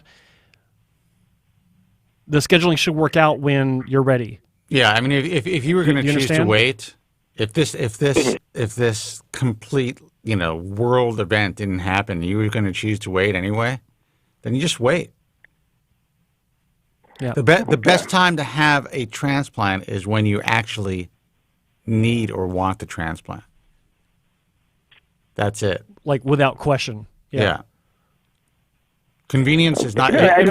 Convenience should never be anything that. Convenience and frankly money, in my view, should not be the decision maker. Actually, two of those did play a role. They played a role. It wasn't the only thing, right? But initially I was going to go to Rahal, but like I said, one of the doctors I went to said, just be careful. And you go, look at this guy. He went to some guy in Ottawa, and then he didn't say the name. And I said, Ottawa. I go, the only guy in Ottawa there has got to be Rahal, right? And then I mentioned Rahal, and he kind of nods his head, and I go, if I got to spend a ton of money to get that resolved, because that was where I was originally going to go. And then I went here. I got, Fremont gave a decent price. He's been doing surgeries for years, and some of his strip results have been okay, right? But yeah, but you're not happy. You know what? Let me ask you. I gotta ask you something. Sure. So when you go to a consultation, and this goes for anyone watching this or listening to this, if you are telling a doctor, especially a doctor or a consultant, but especially a doctor, in a consultation that you're considering another doctor, and then they pull out but this is the thing. examples. I didn't tell them. No, so just to interrupt, I didn't. I know, obviously, if I'm going to tell, I'm thinking of going to this guy, he's going to bring it up. I didn't even mention that clinic, and I didn't even mention I was going there. He brought it up before I even mentioned anything like that. So just to make that. Why did point, he bring it right? up then? So, What was the trigger point that initiated him even pulling up the images and talking about the clinic? Well, now in retrospect, I would probably say maybe because he's a popular doctor, and he just maybe a lot of people that have gone to him previously have considered Rahal, perhaps. The guy was making a sale. That's the biggest, in my view. That's one of the. I'm not going to say con, but that's an asset. This is what these guys do. They're like, okay, who's the other local guys that this guy is going to possibly have a consultation with? Let's fucking poison these guys before we even go on with the consultation. Yeah. Look, I think that the first question anyone needs to ask themselves, if a doctor pulls up, like, it's bad enough if you as the patient, not you the caller, but you pointing to the camera, bring up a clinic and then whomever you're speaking with pulls up bad results as examples. That's one thing. But when you just go in just generally speaking about the procedure and they pull up bad work about, from their competition, we'll call it, the first thing you need to do is ask them, well, how many of your bad results are out there that they've dealt with? Yeah. And watch that doctor shit his pants. Like, how am they won't know what to say. Out of curiosity, was this a doctor who did this consult for you, or was it a consultant? It was the doctor. Okay. So so let me get this straight. You're telling me that the doctor sat you down in his office and showed you an image on a monitor without you asking to see it of what local bad work is? Well, I'll tell you what happened. So what he said is that patient had gone there and then went to his office for repair and said that, you see, this guy and he had to fix surgery there. He's come. He had to fix it. That's exactly what he said. And he didn't say the name. He just go, you went to some guy in Ottawa. And then I figured the only guy in Ottawa is Rahal that I know, right? And I mentioned the name to him. He didn't say yes or no, so that was an implication that it must have been him, right? And what's interesting is, from what you told us, this was your first transplant, right? That's correct. So why even show you a repair patient? Right. If it wasn't just basically to say, be careful where you go because this is what could happen, and the guy spent a lot of money. I guess that's what these fucking doctors, man. It just never ceases to amaze me. It's disgusting. I got to tell you, yeah, it's disgusting. So I'm going to tell you right now that the doctor that told you that this patient in the photos that he repaired had previously been to a clinic in Ottawa. He himself has patients out there that have been to that same clinic in Ottawa to repair his fuck-ups. Guarantee it. Guarantee it. That's the way this industry They works. all have patients that have been to their competition for a repair. Every single one of them. Insert name here, they're guilty of it too. So I think, like, I know it's out there. Like, I've seen it hundreds of times.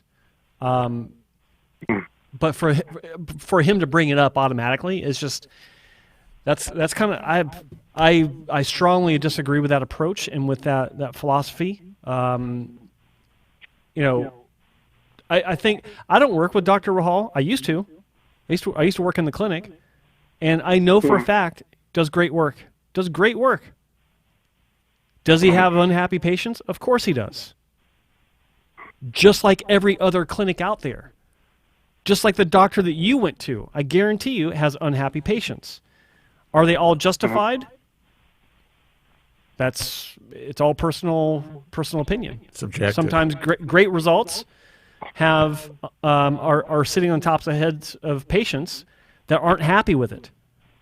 I've seen those kinds of cases myself. I've seen cases where it's maybe not so great and patients are happy with it. Yeah. And I've seen obvious cases where it doesn't look good and the patient isn't happy with it. All of them have it. Dr. Freeman, so I think was doing surgeries for a long time, right? I think the doctor I went to has been doing surgeries for ages, from my understanding, right? He's been around forever. At least since the Civil War. Had to steal that one. Yeah, he's been around a long time. Long time. Like a very long time. But so is Rahal. So have like a lot of the players in Ontario have been around for a long time. There's a lot more that haven't because they just buy a neograph machine and set up shop, and they've never done a hair transplant before. But what if it's a famous name, they've been around for a long time.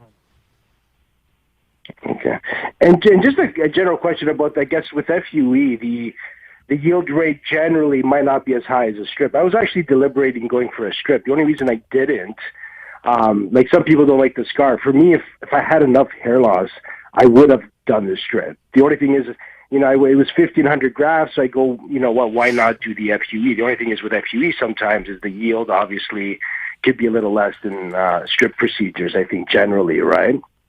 Well, I think. Well, I don't think it's obvious anymore. It's not as obvious, but I think that, that's a kind of like a this generation thinking, I guess. I know that as far as in the hair transplant world, you're always going to need more surgery in general. I've never known anyone who's had one hair transplant and has been satisfied with that one hair transplant. So a lot of guys go into it thinking, you know what, I'm going to start with FUE because, I don't want to have any linear scar. And they realize even 1,500 grafts, you need a lot of surface area to remove those many grafts from the back of the scalp. And then they go for a second procedure. And they're like, well, I'm going to need more grafts to be cherry-picked from the back of my scalp. Maybe I should do strip. When essentially, if you ever decide to do strip, the best time to do it, in my layman's opinion, is the first time. Yeah. Well, I'm 40 years old, and I'm kind of like a Norwood 3A, but even the crown is very minimal. So I've been fortunate that way. I haven't had, and to be honest with you, I've been taking saw palmetto with ketoconazole shampoo, and I haven't even been taking Propecia just because my hair loss progression is very, very slow. Like since last year, I can't notice any hair loss. Well, that's good. Any more hair loss. Because it looks like I have more of my uncle, and even my uncle, like he's the worst in my family. He's like a Norwood 4, and he's like 65. Right. So I guess it looks like I'm kind of fortunate that way, right? So that's why. So I go, if I don't have that much progression, why the need to take drugs if I don't have to? I prefer not to. If I had to, I would, right? So, if it starts getting bad, I'll start taking Propecia. But I also know I still have good donor hair, right? So, if it does start to progress, then I've still got that option. That's something you got to consider, right? So, well, here's the thing. It doesn't sound like you're in a terrible position right now. And it sounds like, whatever you decide to do as far as moving forward, you can probably rectify what you're dealing with. But also know that every time you go under the knife, whether it's strip or FUE, There's a possibility of shock loss. You haven't progressed in your journey. The hair loss hasn't progressed in the last year. That's good. Let me ask you this. Could you live with what you have right now if you were to get nothing done?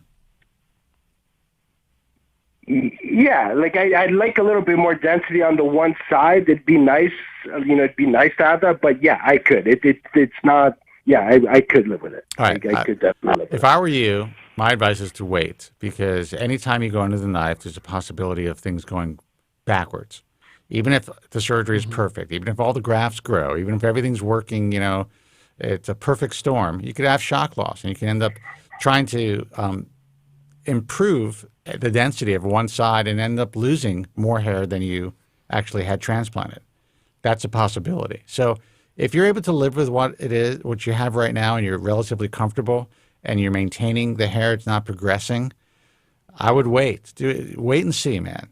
Do not have surgery because it's the right time as far as you being able to be locked down or work from home and not have to have any recovery in public. That's no reason to have it done. And you seem like you're in a pretty good position. Okay. Yeah, I was debating that. Don't right? crowbar it, man. If you in life, when you crowbar things, a lot of times you get fucked. Yep. That's true. And just another question. So does it take, like, from your experience, like, I noticed that I was slightly growing slower. So a lot of people start seeing growth at 4 months. I didn't really start seeing a good amount of growth till about 6 months. Does it really take the full 18 months to really see the final result, like, from your experience? I know people say that. Like, a lot of people see it's generally 12 months. Or no, it doesn't. I would say it's generally 12 months. I say for the final. Well, it depends on what you mean by final result. Do you mean final result by growth, like the number of hairs coming through, or do you mean final result as far as the hairs? I'll say two questions. So I'll say the growth, and then the increase. Obviously, once they're grown, the density and the thickness will definitely get better after that. So I guess there's two phases: the actual growth of the hairs, and then the density and the thickness of the hairs. So I would say, I guess both. The density is determined by the growth. Like density doesn't change after all the hairs have grown have grown in. No, the thickness. The density is the number of hairs that you have in a given area. Okay. Yeah. So when let me just explain how it works. Okay. So when you have a hair transplant, there's a timeline that you can expect for all the hairs to break ground and to grow to a length where it makes an aesthetic impact based on compared to the length of the rest of your hair. So I tell people that for breaking ground and growing through the skin to where you can see them, it's all done by 12 months, full stop. There are some outlying cases that I've seen where the hairs continue to break ground at 14 and maybe even 16 months. One case in my entire career I've seen where there are more hairs at 18 months that were transplanted than there were at 12 months. So across the board, definitely by 12 months. If you're an outlier, there's something unusual going on. By 12 months, everything's broken ground. But once they grow out, and even if they've all gotten to be 2, 3, 4 inches long, the texture of the hair itself is what continues to change for a lot of patients. So it can come in and be kind of coarse and wavy and almost look like pubic hair on some patients. And then by 18 months, that texture has kind of softened. The hair has almost been trained to flow in a similar direction so that it looks more natural. But that's a different thing than growth. And it has nothing to do with density. Like density is the number of hairs that have grown in a given area. Say it's usually referred to as number of hairs or number of grafts per centimeter square. So in 1 centimeter square of your scalp that's been transplanted, if you've got 40 grafts that were placed in a square centimeter, that's your density. If that's what grows, that's your density. How it matures afterwards doesn't affect density. Does that make sense? Oh, okay. Yeah, no, it does. It does. Yeah. I think what was transplanted was 30 centimeters. 30. is it 30 square centimeters per? How does it work? You can. I'm getting confused here now. It's 30 square centimeters. 30 per, grafts. 30 grafts 30 per centimeters. grafts per How's usually, yeah. Okay, yeah, that's how it does, and then it depends on how many. I had a lot of multiple grafts, so that was one good thing. So I had a lot of triple and quadruple grafts, so I thought I'd get, like I said, on the one side where the recession was less, it looks fine there, no complaints. It's just on the other side where there was more recession, because obviously you don't recede the same way on both sides of the scalp. But on this other side, the density, but like I said, there's enough where, if I comb the hair, the hairline shows, so it's good enough. But, I went back to Fremont. He kind of mentioned it too. I went to him but it was still early. I went to go see him around 8 or 9 months, and he said, if you want, we can even take a little strip and add a bit more density. But obviously at that point, I didn't make any decision regarding that. How old is Fremont now? He's got to be like 100. He's close. He's close to 80. He's close to 80 years old.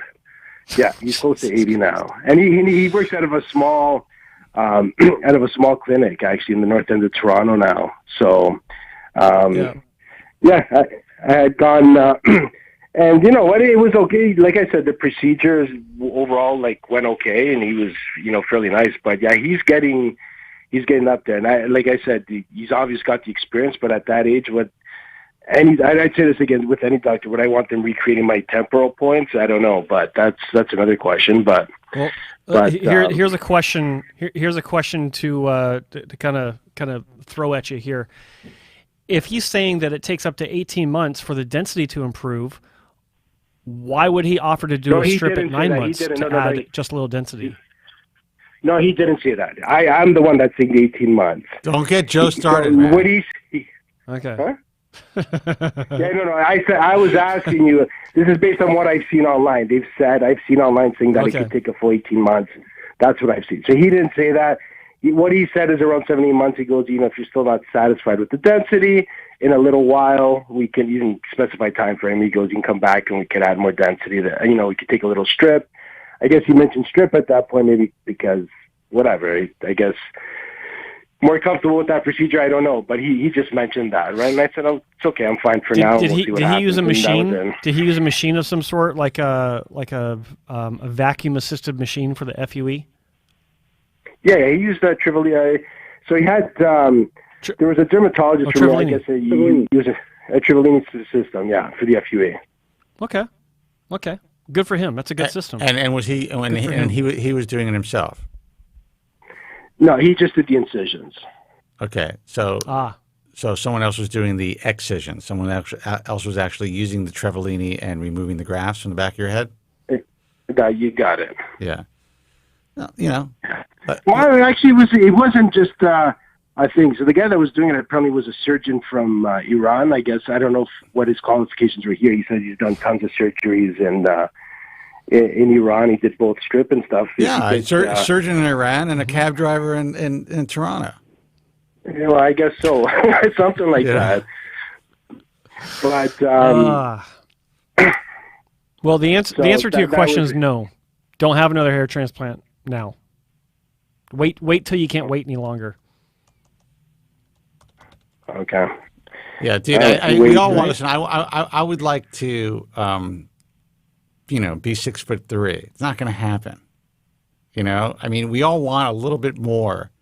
You got to realize that you're pretty lucky that A, you weren't damaged. B, you have the hair that you have. C, your hair loss doesn't seem to be progressing. And I think, as importantly, you're relatively satisfied. You just want a little bit more. Be happy with what you got, because sometimes taking that next step could fuck you. There's always room for another transplant somewhere down the line. Yep. Yeah. Okay. No one wants to hear that shit. It's like, we're not fixing you, and I get it. Everyone wants us to say, this is what you do.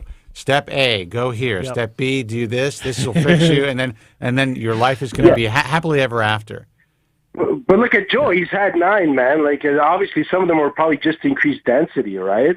You've had 9 of them, so I'm sure that you were picky, obviously, at certain points that you. Well, what? okay. Let's examine that. So the first 2 were bad surgeries that the third one had to don't get Joe mad, man. I told you. But no, this doesn't get me mad. So, but here's the thing: the third hair transplant that I had with Dr. Wong, the scar in the back was wide, and so my fourth hair transplant, which I count in that whole 10 hair transplants that I've had, that was a scar revision to fix the scar from the third surgery. Okay. And that was in the hands of Dr. Wong, like arguably one of the top surgeons on the planet in the history of hair transplantation. I gotta get a gong sound. Sorry. Go ahead. Dr. Wong. But we can't do that anymore, man. 1983 we could have, but that's good. Yeah, 1983 we could do it. Yeah. But yeah, I mean, not all those surgeries were perfect. You see what I mean? So it's not. I had 10 hair transplants because it was all church bells and rose petals. Like some of them were to fix some shit that happened before. Look, and you also have to understand, like, you know, he said, Dr. Wong, I mean, he was in, like, some of the greatest hands you can possibly be in, and he still had to have his scar repaired. That's just, you know, the nature of the game. This guy does some of the best strip in history. It's so funny. Something in the chat. Well, actually, I noticed that there was a video. There was a video of a guy recently who had a strip with Hassan and Wong, and you look at the back of his head, you couldn't. He was down like to either a 2 or 3. You couldn't even tell that the line was there. It looked pretty good, actually. I have to admit. Yeah, I mean, the guy does great, and it's incredible work. And Joe needed a repair from one of the procedures. That's just the way that it is. You want to be that guy? Yep. Probably not. No. Look, you may be fine. Good luck. Let us know how it goes. All right. I really appreciate your time. Nice talking with you guys. All right. Good luck, man. Don't rush into it. All right. Thanks for calling. Bye. Okay. Bye-bye. 888-659-3727. The chat room goes, get it on. Bang on. Get it on.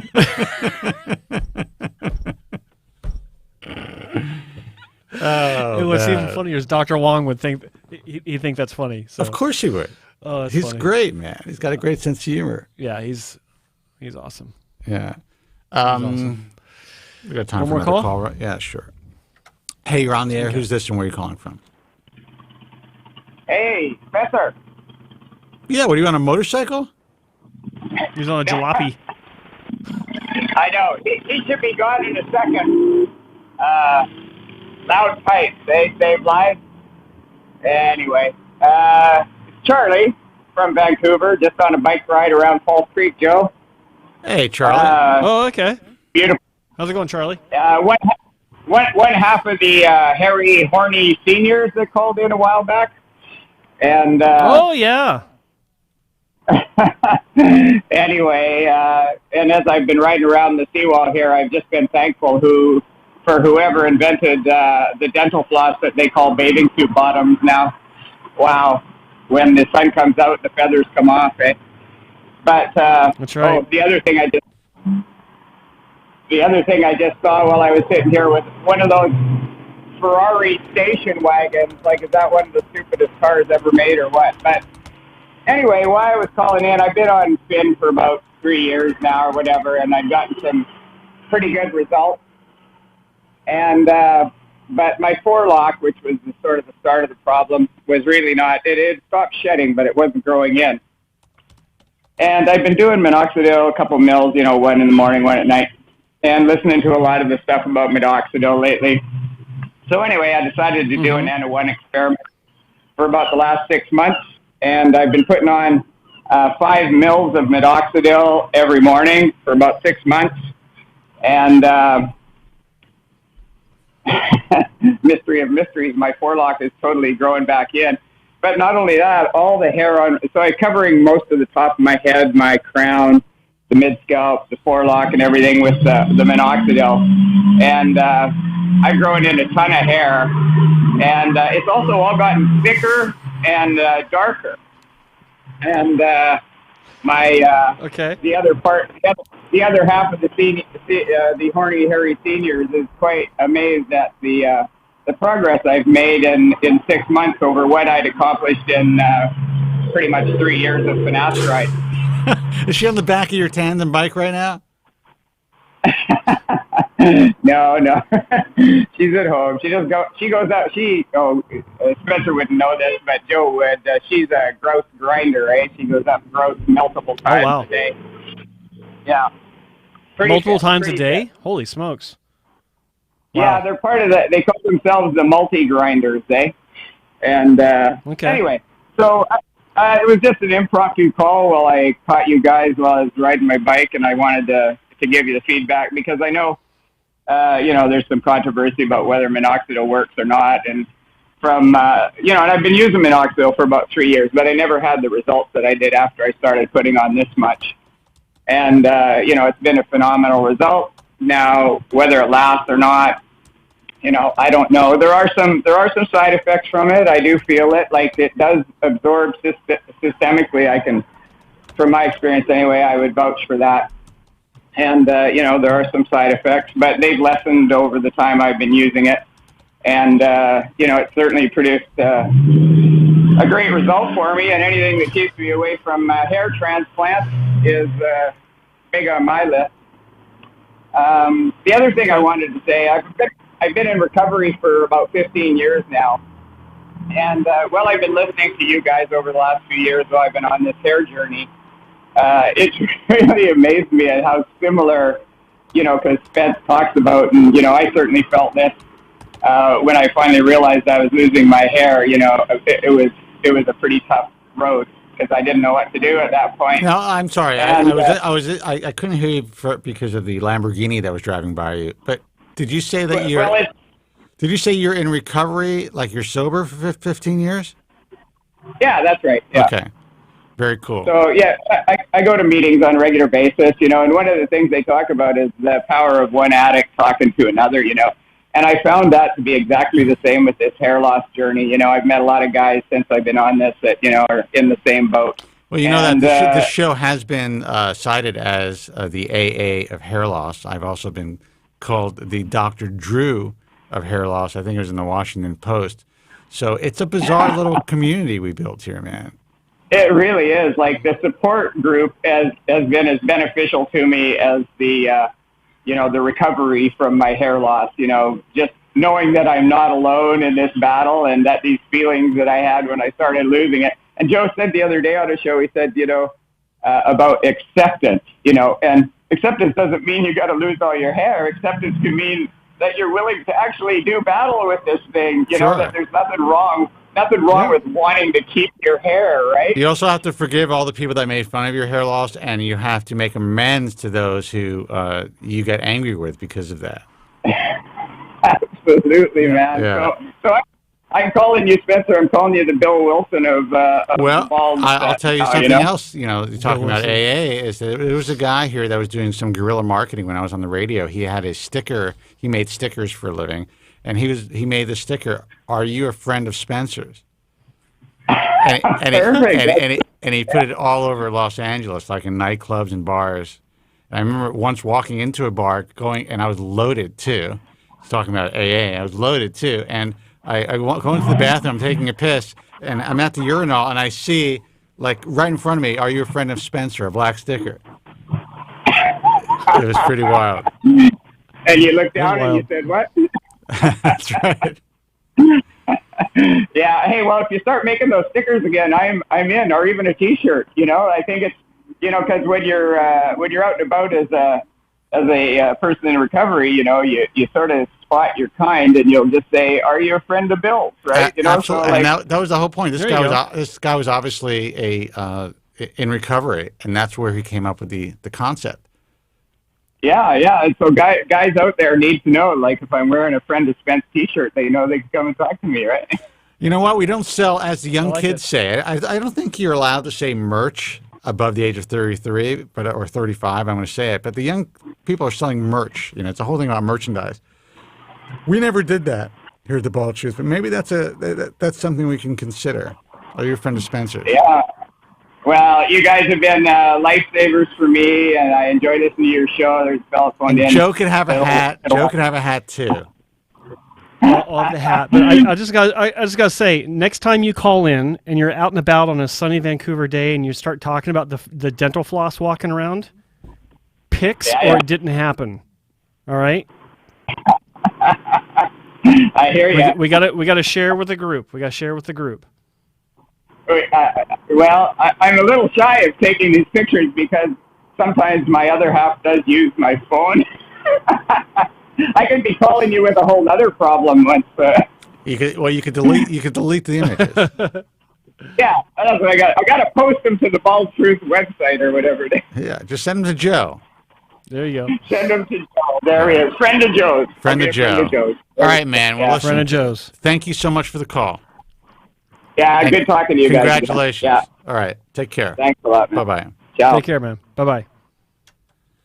Yeah, it was the weirdest thing. It was a bar on La Cienega, right off La Cienega. It was on La Cienega. It was a dive bar at the time. They replaced it with something else now. And I'm loaded. It was after the show. Went with some guys from Westwood One. And I'm taking a piss, and it's like, are you a friend of Spencer? It's like, this is fucking hilarious, man. It's like, am I seeing this? Nice. We're getting the band back together, man. The show's happening again. We're getting the band back together. We're making it happen again. I'm not giving up on this thing. Bang a gong. 23 years. Dr. And you know what? I'm not going to give up on it. We shouldn't. Ebbs and flows, yo. Not at all. Ebbs and flows.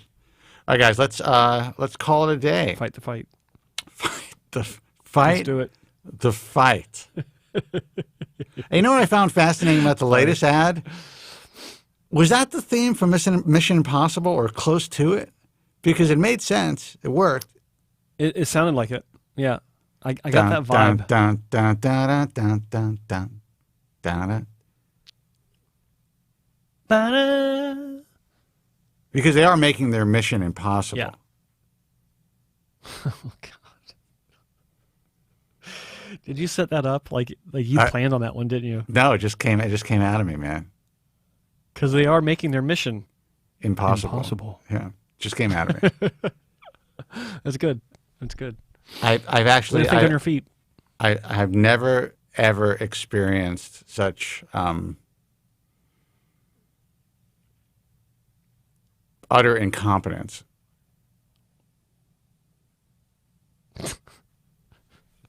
I hate to say it. Oh God, where do we start? Where do we start? Like, if you want to destroy a field and destroy the lives of the physicians who are in the field, who are actually trying to do good work, and the patients who you're supposed to be serving, this is the campaign to go down. This is the route to move forward with. Anyway. Good stuff. Joe, you want to give out the websites, please? Websites. What we got here? Start off with Everything Hair Loss, American Hair Loss Association, the most referenced resource on the planet when it comes to hair loss information. Great resource. Like it's cited like GQ, Wall Street Journal, New York Times. Everyone references American Hair Loss Association. Why is that? Because it is the de facto standard for, I guess I can describe this as reliable and factual hair loss information on the web. That's a good way to describe it, because that's the way it is. Yeah. Yeah. I mean, that's the way I've always looked at it. I've always looked at it like that. Just the also, truth. we got IAHRS, truth. International Alliance of Hair Restoration Surgeons. This is another resource that I've used myself for the past 20 years. Even when I was working in the industry, it was a differentiator for clinics that and I've been thinking about this. It's been the differentiator for patients, or excuse me, for clinics that want to be a part of something meaningful that has a message that patients can actually latch onto, and that is surgery is the last resort. We're going to educate you about the realities of surgery, and they meet a higher standard than the average clinic. That's International Alliance of Hair Restoration Surgeons, to add to that, IAHRS.org. No online consultations, no lead generation. That's not what the website of the society is for. That's important. Yeah. No, there are no consultations. And I think that's important because, like, if you go to a website that isn't a clinic's website, and it's bad, man. Bad. Not only is there the option of, but you're encouraged to fill out a consultation form that goes to a clinic of your choice or clinics of your choice. How do you know that your private information is remaining private? This has always been a question of mine. Like, I've never understood this. It's like most patients, when they go to a clinic and they have surgery, they don't want their information out there. They don't want, the clinics want to use their photos for a presentation on the website, and patients are like, no, I don't want anyone to know I've had this done. But they have no problem filling out a form where they don't know where the information's going. They don't know who's looking at the information. They know who's selling the information. They do know, like it's eventually going to the clinic, but who's dealing with it in between you and that clinic? I've never understood that. The IAHRS has never had that option.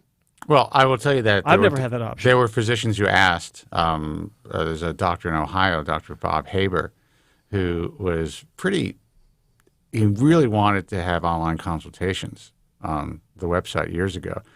And I'm like, listen, man, that's not what we do. I said, I'm concerned about possible HIPAA violations, but we're not here to sell hair transplants.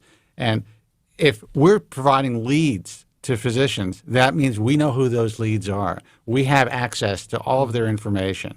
That is not something that we want to be involved in, period. Yep.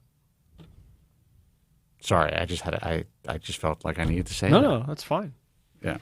Other websites, let's see, hairtransplantmentor.com. That is my website that I've been, was this the 5th or 6th iteration of that website that I've had?